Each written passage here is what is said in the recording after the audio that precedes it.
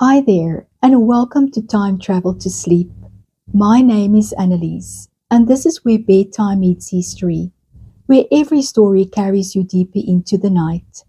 Step with me aboard Viking ships, stand at firelit rituals, and feel the quiet strength that carried Scandinavia through storms, wars, and endless winters. Before we begin, I'd love to know if you could time travel anywhere tonight, where would you go? Drop your answer in the comments. Your imagination might help shape our next sleep story. And if you enjoy these slow journeys, consider subscribing. It really helps me guide more dreamers to this little corner of calm. Now, settle into your most comfortable position. Let your jaw soften. Feel your tongue rest gently in your mouth. Allow your shoulders to drop as if they've been unhooked from the weight of the day. Feel the mattress or chair beneath you fully support your body. Let your breathing slow, each inhale a little deeper, each exhale a little longer. There's nowhere else you need to be, nothing you need to do. The story is just for us. The last ice age has ended and the world is changing. In the far north, glaciers retreat like slow breathing giants, leaving valleys scorched and rivers newly born. The air smells of thawing earth and the first green shoots push through soil that has slept for millennia. Here at the edge of the world, the land is raw, untouched, a blank page waiting for the first footsteps. We will walk these pages together, from Norway's deep fjords to Sweden's forested lakes, from Denmark's wind-bent shores to Finland's silent marshes, and across the volcanic breath of Iceland. But tonight, we begin at the very beginning, before kingdoms, before kings, when the first humans found their way north. When the ice loosened its hold around 12,000 BC, hunters followed herds of reindeer along the melting edges of glaciers. They camped where rivers met the sea, where fish were plenty and seals basked on rocks. In these early days, survival was a season-by-season art, moving inland for elk in the summer, returning to the coast for fish in the winter. Stone tools, flint arrowheads, scrapers, harpoons were chipped with patient hands, their edges sharp enough to slice through hide and bone. Life was carried in the memory of the land and in the skill of the hunt. Take a breath as if you are breathing in the air after a long winter. Feel it open your chest, like sunlight widening over ice. Exhale and imagine the frost melting from your shoulders. Let your breath settle into the rhythm of slow rivers.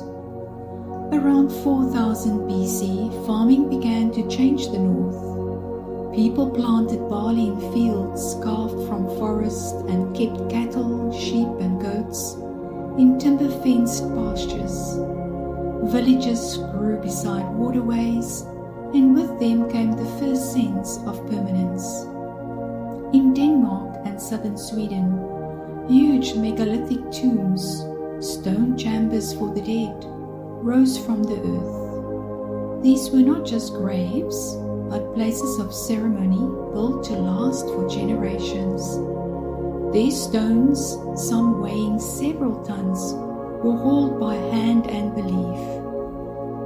Just as the early farmers learned to pause between harvest and planting, so too can you rest between each thought. You are no longer chasing the herd or racing the frost. The body begins to trust stillness, the mind softens. By 1800 BC, the Bronze Age arrived, and with it, the new artistry. Bronze axes, swords and jewelry gleamed in the light. Traders carried amber from the Baltic Sea as far south as the Mediterranean, returning with glass beads and fine textiles. Carved into rocks along the coasts were thousands of images, ships with high curved prows, spirals of the sun, hunters, animals, perhaps prayers etched in stone to guide voyages and bless the fields. These carvings spoke of a sun cult, a belief that the great glowing circle in the sky watched over both sea and soil. Imagine a wooden hut in a summer clearing. A fire burns low. A clay pot simmers with fish and herbs.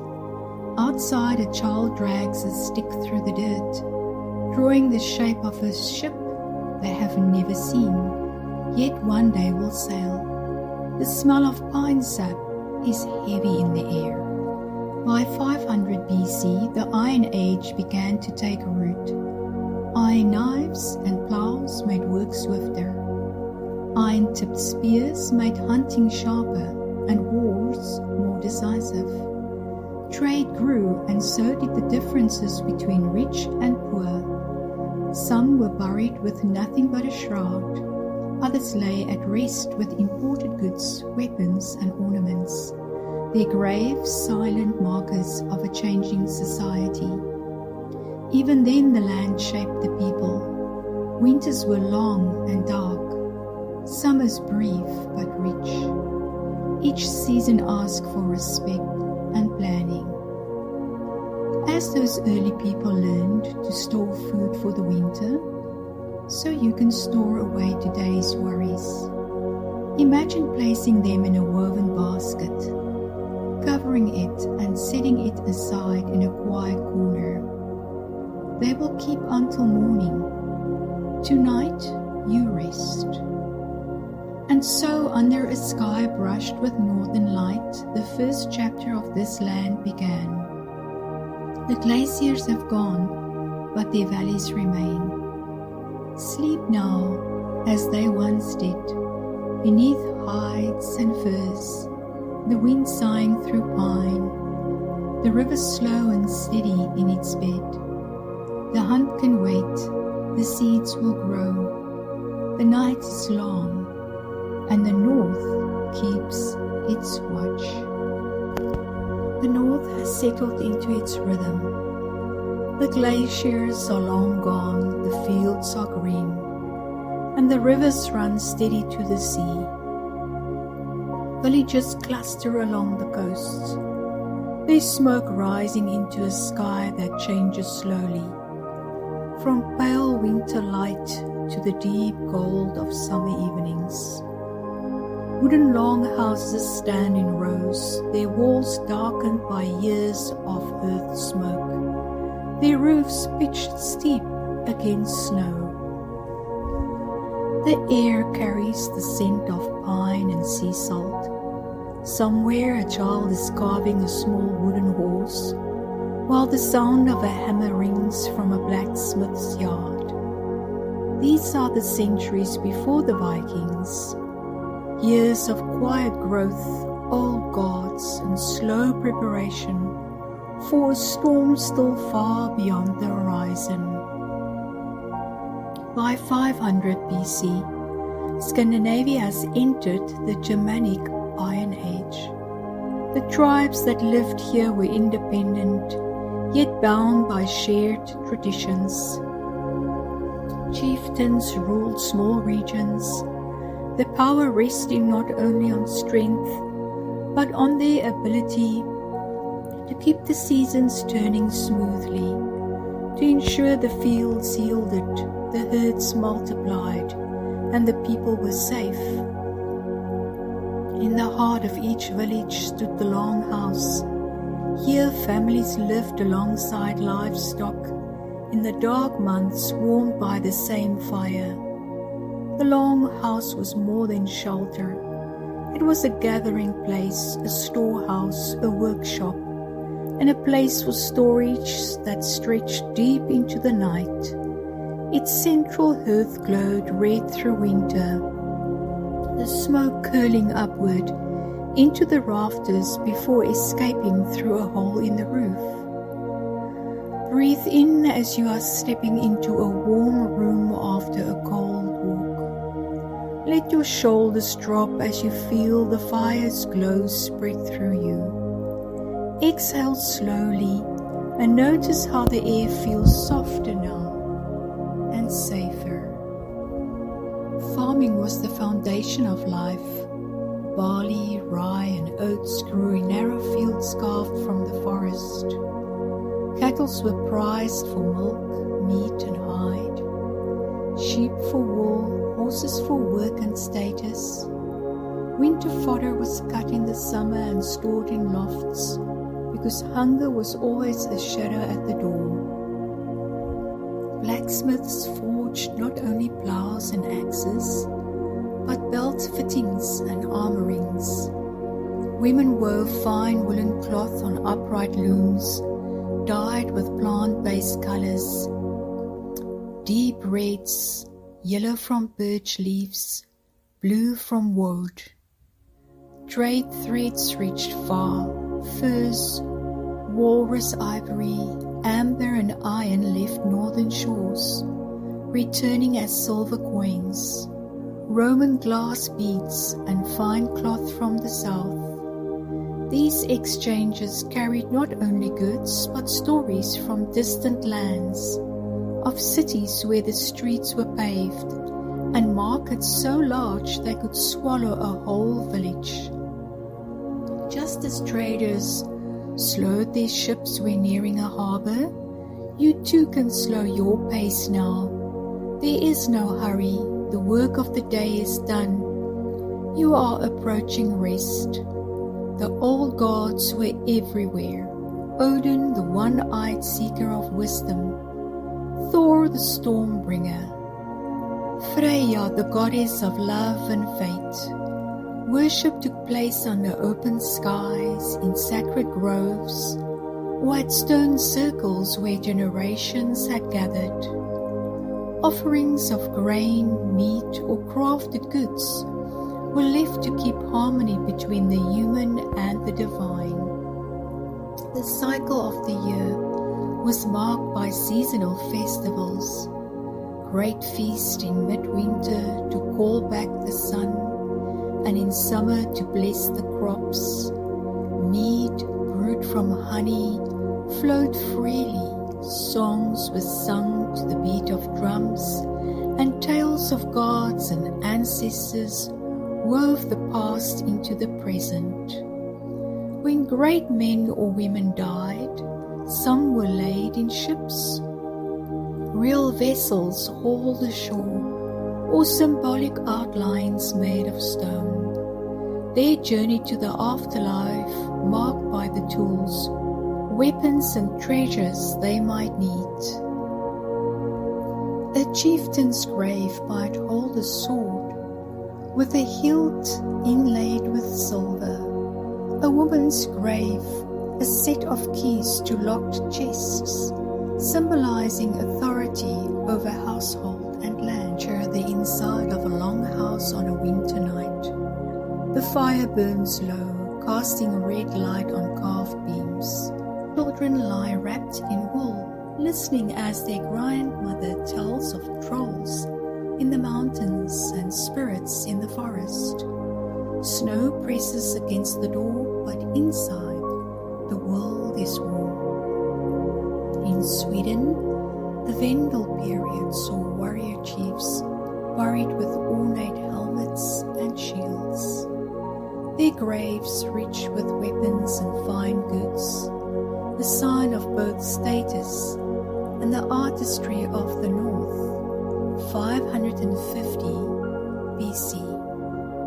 Some helmets bore gilded plates, showing warriors on horseback, echoes of a warrior elite that would later sail as Vikings. Law and governance took a root in the form of things, assemblies where free men met to settle disputes and decide the fate of the community. Disputes over land, livestock, or honor were argued here. and judgments carried the weight of custom and community memory. Yet the land always had the final say. Harsh winters could strip food from stores, forcing migration, trade, or conflict. Some years summer failed to ripen the grain, and the smoke from distant volcanoes dimmed the sun. A reminder that even in times of growth, the people lived at nature's mercy. As the people lay down their arms after battle, so you can lay down the weight you carry. Imagine placing it beside the hearth, where it will stay untouched until morning. Here in this moment, you need nothing more than rest. The night grows deeper, the hammers are silent, the cattle quiet in their stalls. The gods have turned their gaze elsewhere for now, leaving the village to its dreams. Sleep, as the longhouse sleeps, steady, warm, and protected by thick timber walls. The snow will keep falling, the hearth will keep burning, and the dawn will come, as it always does. Denmark lies low against the Baltic winds, not towering like Norway's cliffs, nor vast like Sweden's forests, but strong in its own quiet rhythm. This is a land of marsh and meadow, salt air and steady tides. The bones of the kingdom are shaped not by mountains, but by centuries of trade, negotiation and firelight under stone roofs. Here history doesn't rise in peaks, it deepens like the ocean floor. And deep within that quiet, a dream once flickered. What if 3 kingdoms could be ruled as one, not with war but with wisdom, not by sword but by a queen's grief and vision? The Kalmar Union was born not in fire or conquest, but in grief and wisdom. Queen Margaret I, the daughter of King Valdemar of Denmark, had lost everything, a husband to illness, her only son to sudden death, and yet she gathered the 3 great crowns of Scandinavia, Denmark, Norway and Sweden, and bound them with a single thread, diplomacy. In the year 1397, beneath the vaulted halls of Kalmar Castle, the union was signed, not just a treaty but a vision. 1 monarch, 3 thrones, and although it was meant to be equal, it was Denmark who held the reins. Take a slow breath in and let it fill your chest gently, not too much. Now exhale soft as wind curling through a foggy morning. Feel your weight settling as if you're resting inside a wooden longhouse, safe from the storm. Your breath is your anchor, that rhythm. That is your vagus nerve sighing in relief. Your body is saying, you are held, you are home. You can still feel the ink drying on that parchment. You can hear the shuffle of fur-lined cloaks in the torchlight. You can smell salt on the air and the weight of something about to begin. Copenhagen, then just a small harbour village, began to change. Under Margaret's union, it grew into a capital. Not a wild rise, but a slow blooming. Ships creaked in from icy waters, carrying salted herring and barrels of brine that would feed Europe's markets and armies. Salt and fish, simple things made Denmark rich. Beneath the stables and merchant guilds, the church grew powerful, its bishops acting as noblemen with lands, soldiers and golden rings, To be blessed in Denmark was to be touched by both God and crown. Yet the people, they lived quietly, close to the land, watching, waiting. As your body nestles deeper into this moment, imagine the cold sea winds pressing against the cheeks of a Danish farmer, or the creak of ox carts in snowy lanes. Like your own nervous system, the Danish people adapted, not through force, but through subtle balance. They knew when to endure, when to retreat, when to gather light in the dark. In that way, the land and its people learned to survive long winters, just as you tonight learn to soften without giving up your strength. But peace never holds forever. In secret halls, the tensions grew between Denmark and Sweden. The union may have looked unified, but Sweden chafed under Danish dominance. Still, Denmark held the power until a moment of betrayal shattered the quiet. In 1520, King Christian II of Denmark invited Swedish nobles to Stockholm. He promised forgiveness. He offered feasts, music, and soft beds. And then he had over 80 of them executed in the snow. The streets ran red, the silence broke. It became known as the Stockholm bloodbath, and it cracked the Union's spine.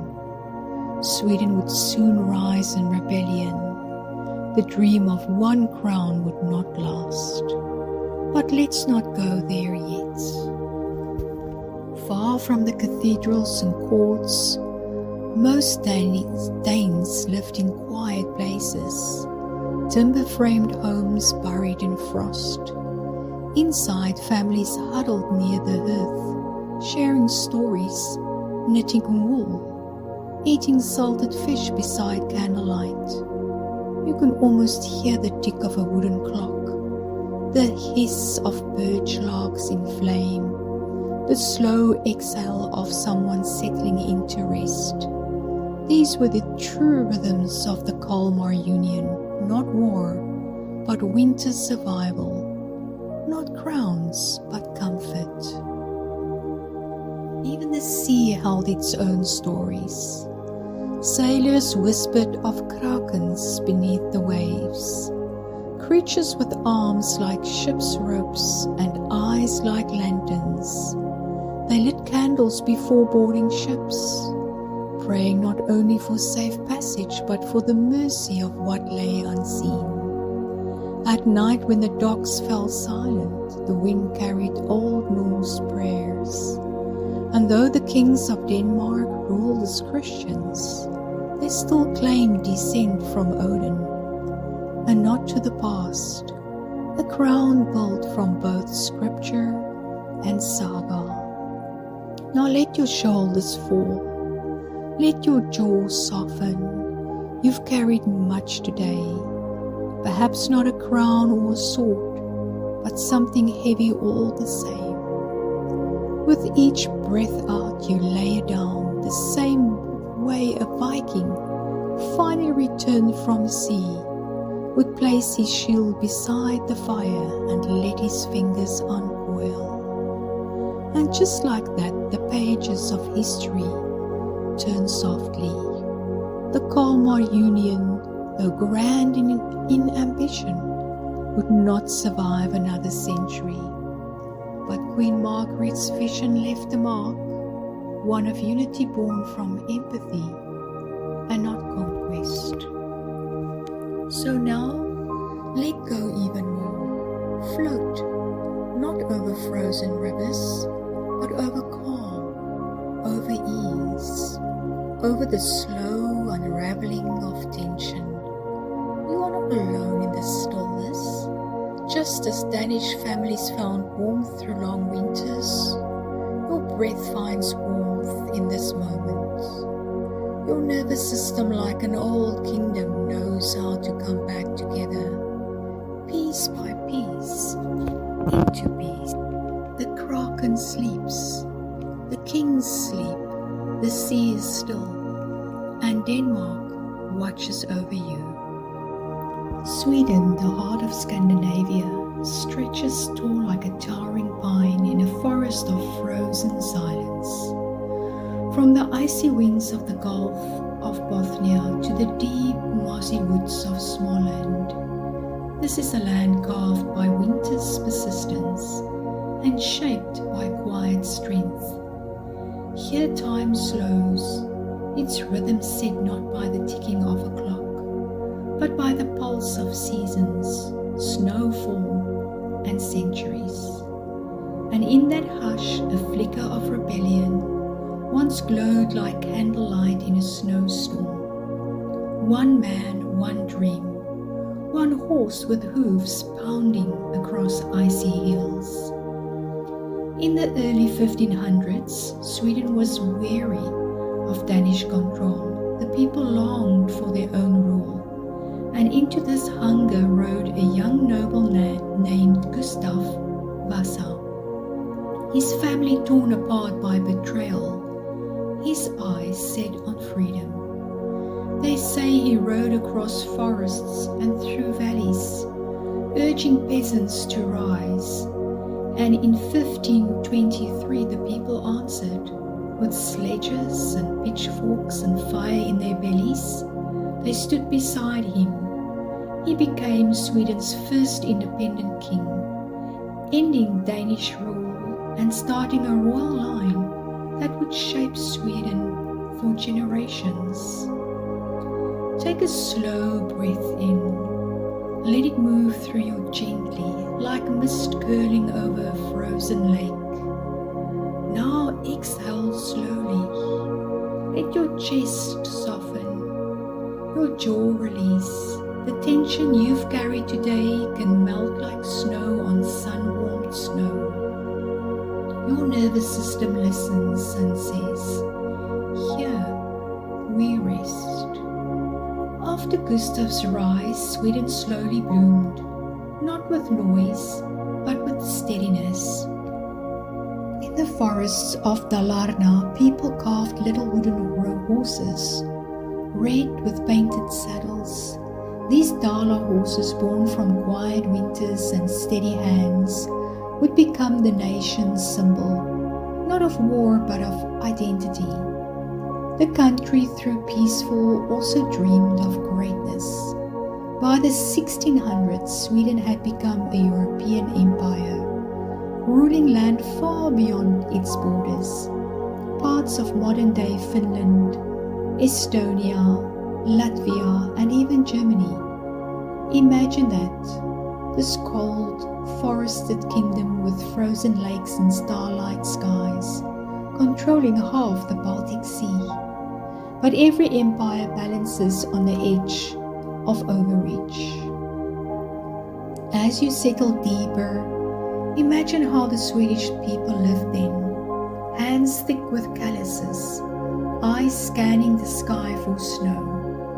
Like your nervous system, they learned to prepare, to pause, to move with the rhythm of nature.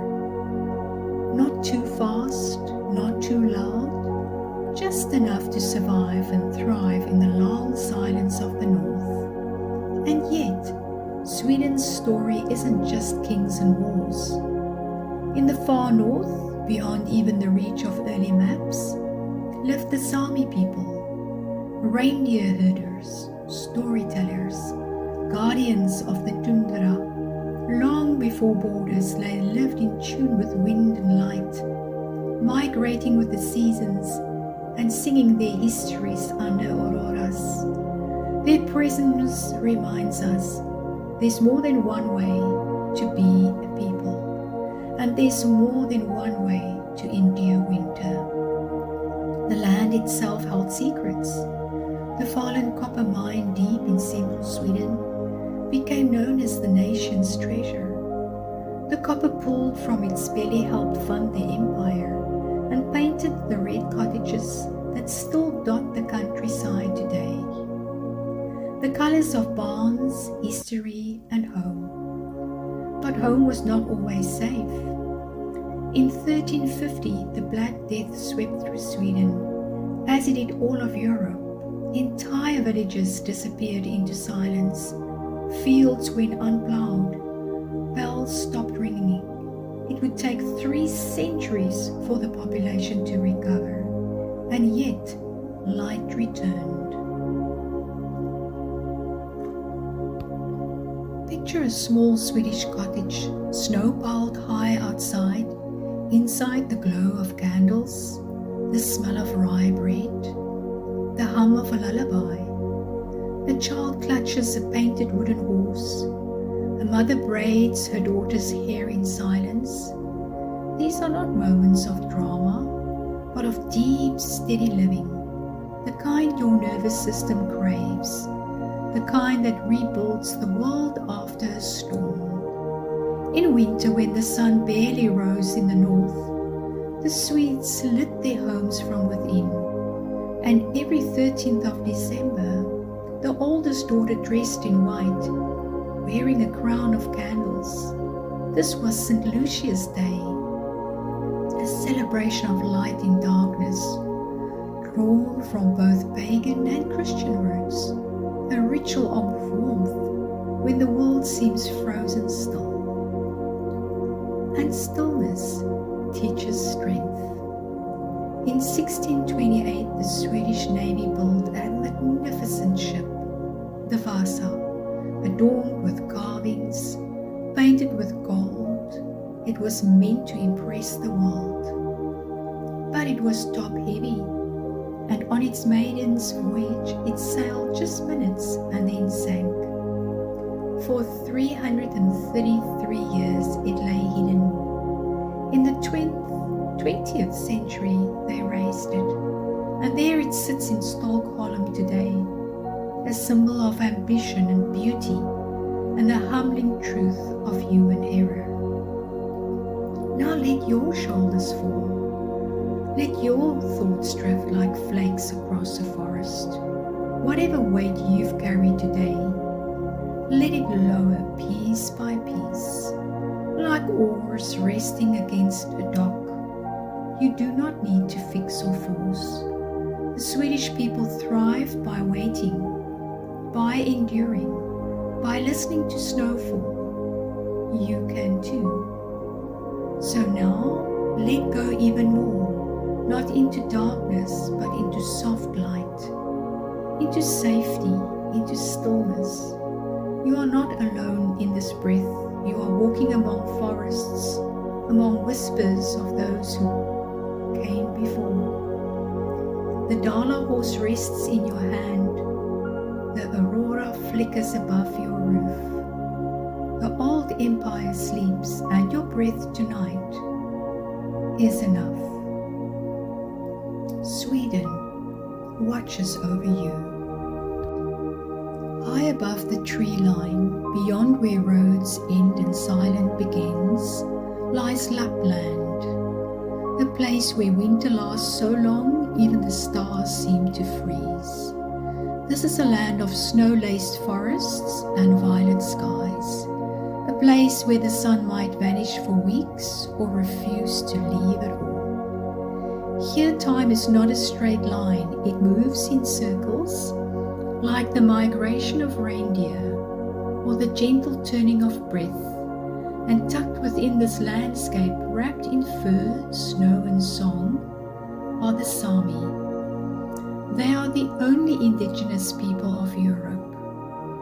The Sami, guardians of Sapmi, which stretches across Norway, Sweden, Finland and Russia's icy corner.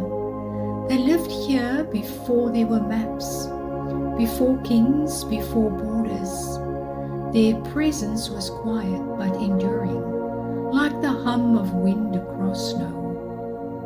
Many Samis still follow reindeer herds across the tundra, guiding them with patient steps over generations-old paths. These herds are not just animals, they are family, currency, spirit. Take a deep, slow breath in and let it be wide and soft, like open tundra beneath northern lights. Now exhale slowly. Let your shoulders fall. You're not pushing anything, not chasing anything, just floating like snowflakes that have nowhere to be but here. Your body hears the stillness and understands it is safe. The Sami do not count time the way others do in Lapland. The sun may never rise for days or may hover endlessly above the horizon. In summer, as it is always light, in winter always night. And so they learn to live by rhythm of the land, of the herds, of light and dark. Not clocks, not calendars, but cycles. They wear gatti, traditional clothing made of wool or reindeer hide, stitched in patterns that tell stories, who they are, where they're from, which family, which river valley. Some cloaks shimmer with red and blue. Others carry bells that chime softly through forests, echoing like memory. Your body too remembers cycles. It knows when to rise and when to return inward.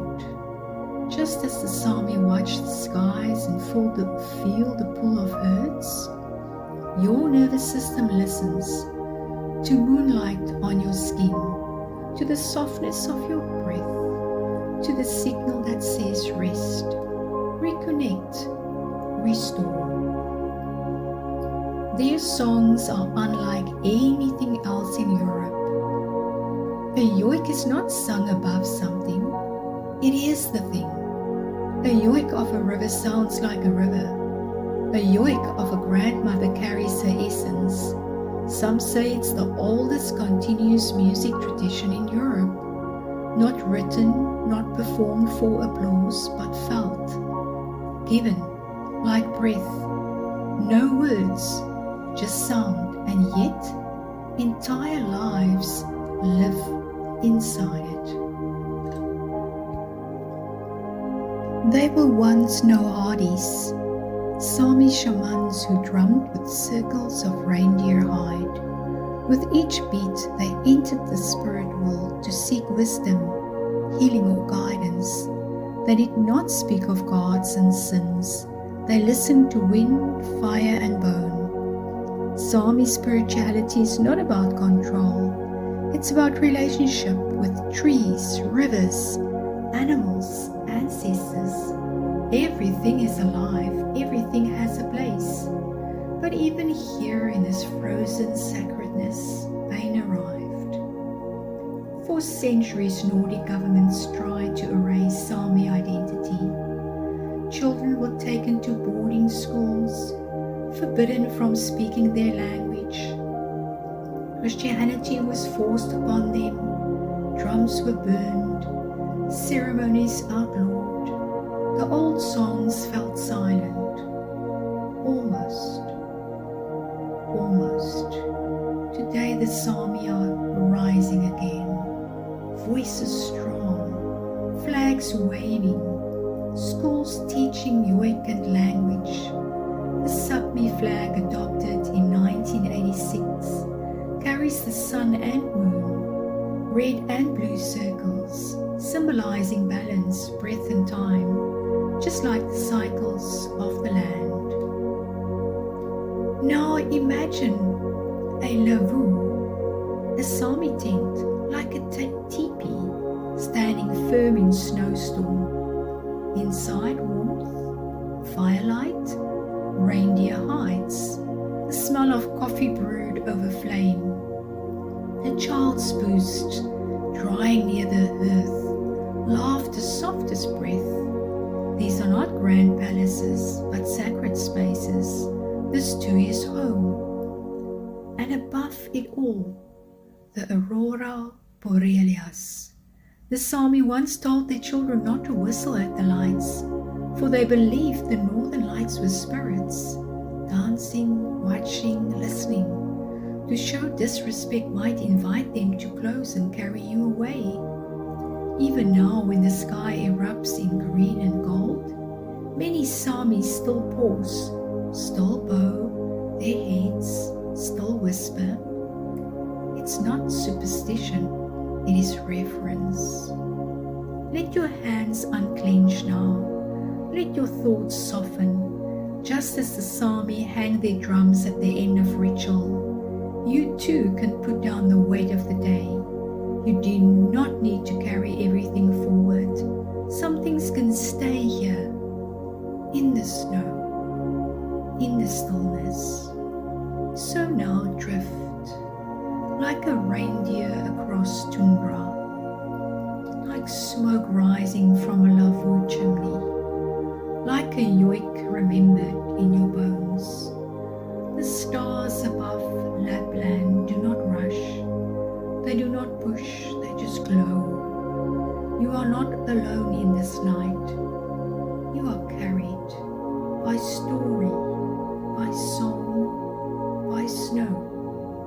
The Sami sleep, the herd sleeps, and you may sleep too.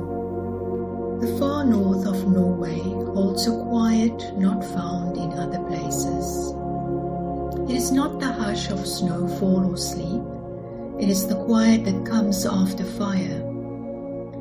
Above the Arctic Circle, fjords stretch like fingers into the Barents Sea. Wind whispers through blackened forests, past rebuilt homes standing on the bones of older ones. Here in the northernmost reaches of Europe, silence was once broken by flames, and yet tonight the only sound is your breath, slow, steady, and safe. In late 1944, as World War II neared its close, German forces began their retreat from northern Norway, but they did not leave quietly. Under Operation Nordlicht, they burned nearly all of Finnmark and northern Troms to the ground. A scorched earth policy designed to deny the Soviet army any usable shelter. Over 10,000 homes were destroyed, schools, farms and barns, and entire fishing villages were reduced to ash. More than 50,000 people, Sami, Gwen and Norwegians, were forcibly evacuated. Some fled south, others hid in caves or turf huts, enduring the polar night without light or certainty. This was not just winter, it was aftermath. Let your shoulders fall gently now. There's nothing to flee from here. Breathe in as if drawing air into a house that was once smoke-filled, and breathe out as if blowing out the last candle in a quiet room. Let your body know the war is over. You are not in danger. Not now. Norwegians returned to the north stone by stone and began to rebuild. The reconstruction of Finnmark became a national effort. One of the bricklayers, the school teachers, and the fishing families. Most buildings in the region today are no older than 1945. The land was reborn just as you are each night when you return to your breath. Your nervous system remembers everything, the sharp, the soft, the unspeakable. But it also remembers how to rebuild. Feel the architecture of your body now, quieting, realigning, returning to wholeness. During the occupation, underground resistance networks helped smuggle people across borders into Finland. In basements and barns, radios crackled with coded messages. Women carried notes in loaves of bread. children learned silence not from fear but from purpose. And still, the Hurtigruten ships sailed these coastal steamers, past ferry, part mail route, kept northern Norway connected even when everything else was cut off. The sea has always refused to forget its people. In the years after the war, new wounds emerged. Thousands of babies were born to Norwegian mothers and German fathers, called German children. For decades, these children lived with stigma, blamed for a war they never fought. But in time, like the tide, can wear down even grief. Today, the stories of these children are not told, not with shame, but with empathy. Picture a rebuilt home in Vardig. The walls are fresh pine. A kettle hums. An old man born during the fire sits by the stove, knitting fishing nets with practiced hands. He speaks little, but if you ask, he'll point to the mountain and say, "That's where we hid. That's where we began again." Not all the battles of the North were fought with fire. Some came later, quietly. In the 1950s and 60s, during the Cold War, Finnmark's coastline became a NATO listening post. Beneath the surface of the sea, submarines moved like shadows. Norwegian shores watching silently as the East and West played their cold games. Soldiers patrolled, antennas hummed, and the people of the North once again lived near the edge of something unseen. And yet they carried on. They raised children. They danced in the midnight sun. Let go now of battles, not yours to carry. Imagine walking through a field where the fire once raged, and finding green, not because it forgot the heat, but because it grew anyway. Let that be your breath. Let that be this night. So here we are, in a place that remembers both ruin and rebuilding. A place that knows what it is to be frozen, then thawed. Let your mind wander, not the fear, but to flickers of light in windows rebuilt. You are like this North, shaped by what came before, but still standing, still here. And now the fire's gone out, the frost has settled, and your body knows how to sleep. The far north of Norway holds a quiet not found in other places. It is not the hush of snowfall or sleep. It is the quiet that comes after fire. Above the Arctic Circle, fjords stretch like fingers into the Barents Sea. Wind whispers through blackened forests, past rebuilt homes standing on the bones of older ones. Here in the northernmost reaches of Europe, silence was once broken by flames, and yet tonight the only sound is your breath, slow, steady, and safe. In late 1944, as World War II neared its close, German forces began their retreat from northern Norway. But they did not leave quietly. Under Operation Nordlicht, they burned nearly all of Finnmark and northern Troms to the ground. A scorched earth policy designed to deny the Soviet army any usable shelter. Over 10,000 homes were destroyed, schools, farms and barns, and entire fishing villages were reduced to ash. More than 50,000 people, Sami, Quen and Norwegians, were forcibly evacuated.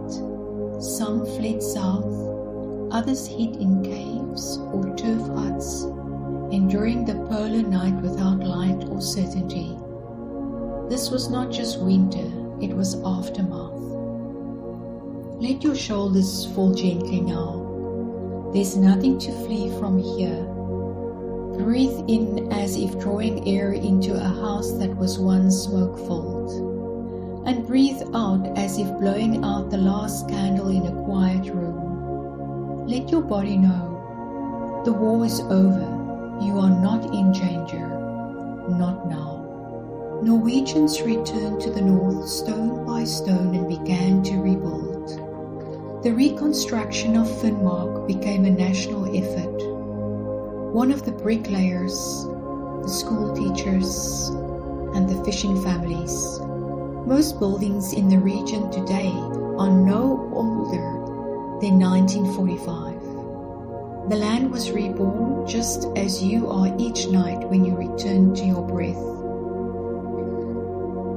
Your nervous system remembers everything, the sharp, the soft, the unspeakable. But it also remembers how to rebuild. Feel the architecture of your body now, quieting, realigning, returning to wholeness. During the occupation, underground resistance networks helped smuggle people across borders into Finland. In basements and barns, radios crackled with coded messages. Women carried notes in loaves of bread. Children learned silence not from fear but from purpose. And still, the Hurtigruten ships sailed, these coastal steamers, past ferry, part mail route, kept northern Norway connected even when everything else was cut off. The sea has always refused to forget its people. In the years after the war, new wounds emerged. Thousands of babies were born to Norwegian mothers and German fathers, called German children. For decades, these children lived with stigma blamed for a war they never fought. But in time, like the tide, can wear down even grief. Today, the stories of these children are not told, not with shame, but with empathy. Picture a rebuilt home in Vardich. The walls are fresh pine. A kettle hums. An old man born during the fire sits by the stove, knitting fishing nets with practiced hands. He speaks little, but if you ask, he'll point to the mountain and say, "That's where we hid. That's where we began again." Not all the battles of the North were fought with fire. Some came later, quietly. In the 1950s and 60s, during the Cold War, Finnmark's coastline became a NATO listening post. Beneath the surface of the sea, submarines moved like shadows. Norwegian shores watching silently as the East and West played their cold games. Soldiers patrolled, antennas hummed, and the people of the North once again lived near the edge of something unseen. And yet they carried on. They raised children. They danced in the midnight sun. Let go now of battles not yours to carry. Imagine walking through a field where the fire once raged and finding green, not because it forgot the heat, but because it grew anyway. Let that be your breath. Let that be this night. So here we are, in a place that remembers both ruin and rebuilding. A place that knows what it is to be frozen, then thawed. Let your mind wander, not the fear, but to flickers of light in windows rebuilt. You are like this North, shaped by what came before, but still standing, still here. And now the fire's gone out, the frost has settled, and your body knows how to sleep.